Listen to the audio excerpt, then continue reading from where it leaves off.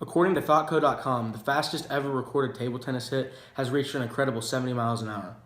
A good, strong offensive forehand is an absolute necessity if you want to keep up with and compete with actual table tennis players. In this speech, I will demonstrate how to hit a strong offensive forehand and list the steps required to do so. The materials you are going to need to do this include 2 table tennis paddles, a couple table tennis balls, and a table tennis table. Now let's go over the steps required to do the task. Briefly, we're just going to look at and go through the steps. Step 1 is you're going to want to focus on your stance and have a nice strong stance.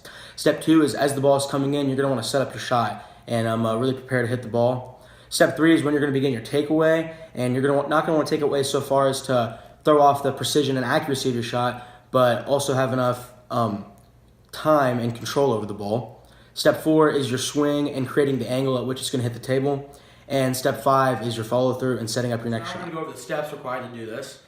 Step 1 is about your stance. So you're going to have a good, strong stance. Your base is a very, very important part of your game. I have my stance oriented on the left side of the table because I'm going to be fielding shots with my forehand in this case. And that's where I want it because they're going to come in most likely right here, and that's where I'm going to be able to adapt to my forehand. Now, step 2 is after you've built your base, the ball is going to be coming in, and you're going to see the ball come in, and you're going to want to predict. It all happens so fast, but you're going to want to predict where the ball is going to come in and set up your shot. Step 3 is you're going to begin your takeaway. Now, your takeaway is a very, very important part of your swing.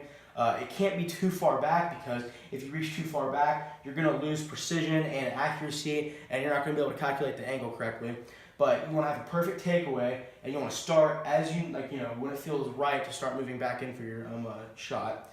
Now, after your takeaway is complete, when you've come through with your shot, you want to hit the ball on the flat side of the paddle, but you want to hit it at a proper angle to where it's going to cross over the net, and it's going to hit the table at the spot you want it to, desired spot. It's really difficult to predict where it's going to hit if it's coming in that fast, but as the ball is coming in, you're going to want to come through with your shot and make contact at an angle at which the ball is going to land on that. Now, in a little bit, I'll demonstrate what can happen if you don't do that correctly and what happens if you do that correctly.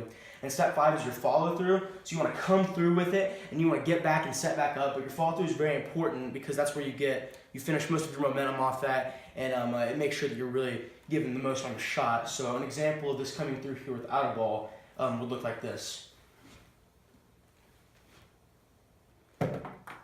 I'm going to demonstrate now what happens when you have an improper angle when fielding and hitting a shot. So there are basically 2 things you can do wrong with your angle. You can have it too far up and too far down, and that's going to affect where the ball goes. And now I'm going to show you while I field a couple serves that Zach gives to me, what happens when the angle's improper.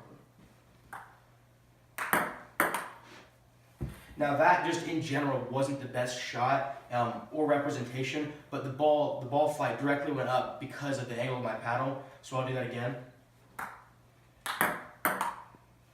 And that's just improper angle, and I can do that. And now I'm going to do the other form of that, which is having the paddle too far down, which is probably going to hit my side of the table before we're dumping in the net.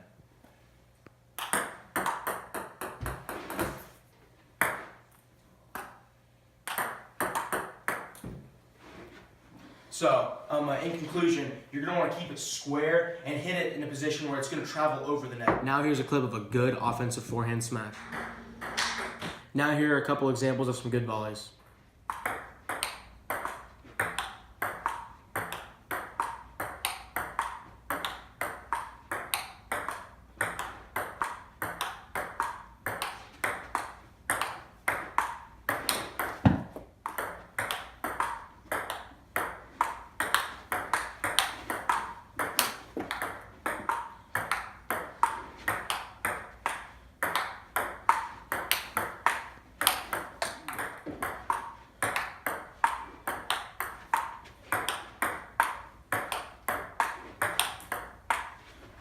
This last one me and Zach had a lot of fun with. It turned out pretty well, and I hope you like it.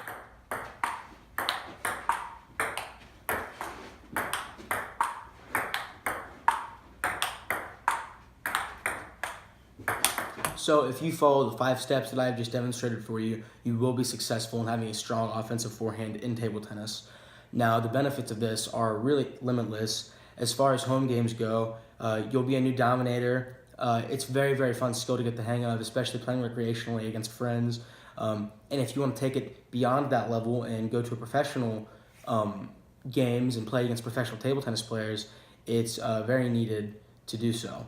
Now, in conclusion, strong offensive forehand is an absolute necessity playing against professionals. It's needed to spice up the game a little bit, and it's an incredible skill to have, especially going into table tennis matches. And the game can be played for numerous years, so it's a really good skill to have on lockdown.